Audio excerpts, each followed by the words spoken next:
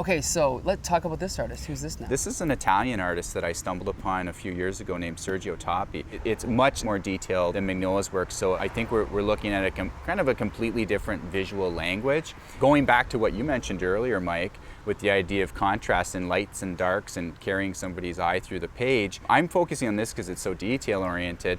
But we've got those quiet areas. You've got these quiet areas, so if you want to almost talk about spotting whites here, that's taking us through this composition. So again, light against dark, dark against light, but these wonderful little textures and patterns. That to me is just a staple of Sergio Toppi.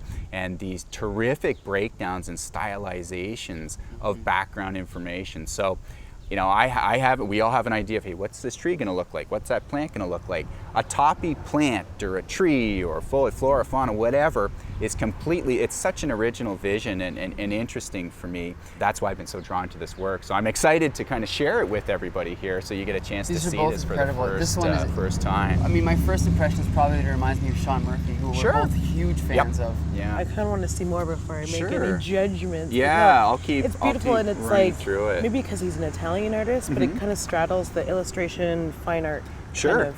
Yeah, absolutely. Highly stylized, so we're not seeing representational anatomy or anything like that, but it works. I remember one of the best quotes I ever read about anatomy was, you know, it doesn't have to be perfect, it has to work. Yeah. So that may not make sense, and I could stand corrected anyways, but I'd rather see something, just personally, that flows and it captures a sense of energy whereas it may not be perfect. It may not be completely accurate, but it tells a story. Yeah, if it's done beautifully and it works with the rest, it does not necessarily have to be correct. Sure, Just the meticulous line work, it reminds me of Edward Gorey a lot. Sure. He's a master of the vignette, right? So they're almost posters, each piece is a poster. Look at these. So we're talking about graphic art, right? Or the idea of a vignette. A great sense of texture. And even this here, right? Framed in this negative space with the other plane. It's just...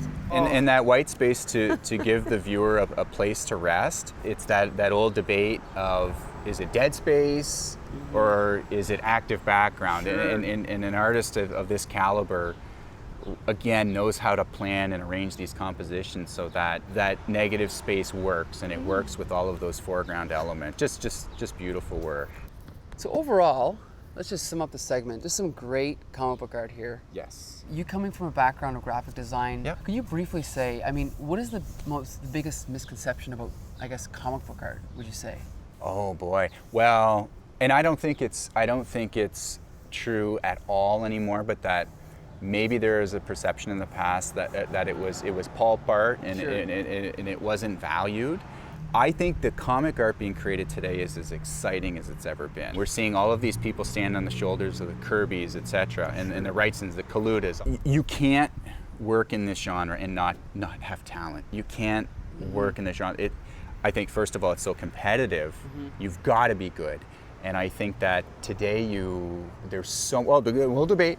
Today there's so many different methods of expression. There's other artists I could talk about that charged me about comics when I was a kid that didn't look like anybody else. There's some storytelling going on that we're not just seeing carbon copies. So the skill, the anatomy, where a lot of these artists may not even have the time to work with photo reference. There's that comfort level to build these characters out of their imagination, and it's so hard to do. It's really difficult. So I just think we're in kind of another great era of comics. I agree. I think there are a few artists that squeeze through that maybe.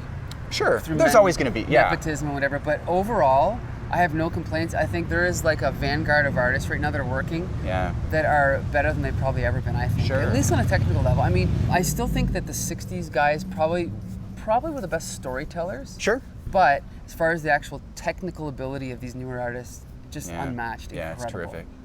So yeah, there you go, guys. This is the type of art that I would like to see hanging in a museum. And I mean, it is happening in some places, but I'd like to see more of it. More of a recognition of comic book art, because I think there is some great stuff here, as we've seen today. Okay, so once again, this is Mike from the Comic Book Syndicate. Thanks again for joining us, guys. See you next time.